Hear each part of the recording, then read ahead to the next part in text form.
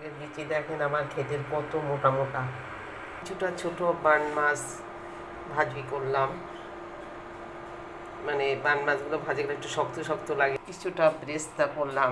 এই ফুলকপির ডাঁটা দিয়ে একটা ভর্তা বানাবো, তাই কেটে সিদ্ধ করা।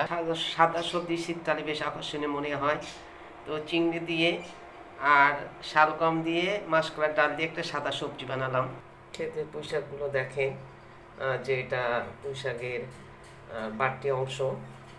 বাড়তি অংশ বলতে শীতকালে যে পুঁইশাকের মিষ্টি হয়, ডিম হয়, বা পুঁইশাকের থেকে যে ব্রাঞ্চগুলো বের হয়, বিচি, পুঁইশাকের বিচি, পুঁইশাকের দানা, কে কী বলে সেটা জানি না।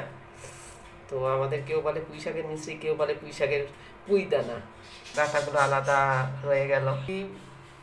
দানা হওয়ার পরেও দেখেন পুঁইশাকের পাতাগুলো সতেজ। আমি একটু হাত দিয়ে দেখানোর চেষ্টা করছি। দেখেন কত সুন্দর ফ্রেশ পুঁইশাক। এটা হলো ডাল পুঁইশাক, আমার ভালো লাগে। ডাল ভর্তা, পুঁইশাক পাতা ভর্তাও ভালো লাগে, আবার হচ্ছে পুঁইশাক ভাজিও ভালো লাগে। দেখা যাক কী করা যায়।